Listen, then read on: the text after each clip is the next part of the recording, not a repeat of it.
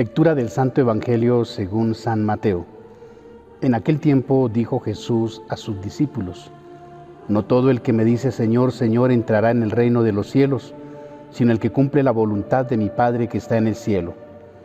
El que escucha estas palabras mías y las pone en práctica, se parece a aquel hombre prudente que edificó su casa sobre roca.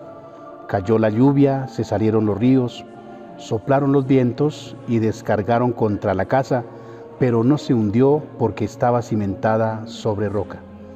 El que escucha estas palabras mías y no las pone en práctica, se parece a aquel hombre necio que edificó su casa sobre arena. Cayó la lluvia, se salieron los ríos, soplaron los vientos y rompieron contra la casa y se hundió totalmente.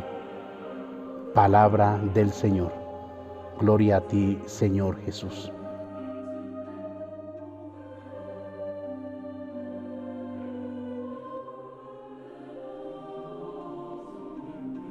Continuamos viviendo el tiempo de Adviento y el Señor nos sigue dando unas hermosísimas instrucciones sobre cómo permanecer, y no solamente frente a las dificultades, las tempestades, las pruebas, las tribulaciones, sino sobre todo frente a esos ataques del mal.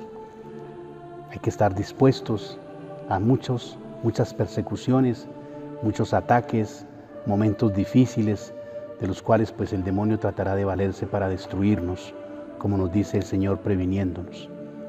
Y nos da unas claves que son fundamentales. Ojalá en este tiempo de Adviento, mis hermanos, en este tiempo de difícil que estamos viviendo, pero sobre todo en nuestras familias, logremos tener claro esto que nos dice el Señor para poder enfrentar todas estas realidades. Que tomemos muy en serio los consejos que el mismo Señor nos da, esas indicaciones de cómo permanecer firmes, de cómo fortalecer nuestra fe, porque de eso se trata, esa invitación a que tengamos fe, a que tengamos confianza en el Señor, a que perseveremos, a que continuemos en el seguimiento de Jesús. Ahora más que nunca necesitamos de esa fe en el Señor. Y hoy pues nos regala una clave muy importante que ojalá la sepamos vivir: cumplir con su palabra, tener la palabra en nuestras vidas, tener ese encuentro con la palabra constante, no solamente en su lectura, sino que también en la reflexión de la misma palabra y en la oración con la palabra de Dios. Qué importante eso. La palabra se convierte en ese medio maravilloso para poder edificar nuestra vida cristiana, para poder construir mejor nuestra vida cristiana, para poder crecer en la fe día tras día.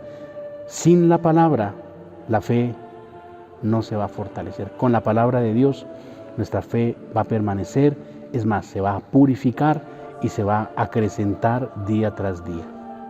Pero además de ese encuentro con la palabra de Dios, de ese conocer, de ese orar, de ese proclamar la palabra de Dios, nos dice el Señor, es fundamental ponerla en práctica.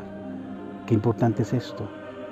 Hoy cuando vemos tantos ataques, cómo el mal se manifiesta de tantas maneras, noticias de corrupción, de injusticias, de atentados, de crueldad, qué bueno que también la palabra de Dios nos invite a hacer actos de amor, actos de justicia, actos de caridad, de bondad cada día, que se multiplique esa palabra como precisamente nos hablaba ayer el Evangelio, en la multiplicación de los panes y de los peces, que seamos instrumento para que en el mundo se multipliquen todos esos actos de amor, gracias a nuestro testimonio, a esas acciones que brotan como fruto precisamente del encuentro que tenemos nosotros los que creemos en la palabra del Señor, día tras día, que tomemos muy en serio la palabra de Dios y sobre todo que cumplamos, que vivamos la palabra de Dios para poder permanecer ante tantos ataques, ante tantas embestidas del mal contra nosotros, contra nuestras familias, contra la iglesia,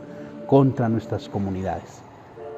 Que María Santísima, nuestra Madre, interceda por todos nosotros y la bendición de Dios Todopoderoso, Padre, Hijo y Espíritu Santo, descienda sobre ustedes y los acompañe siempre.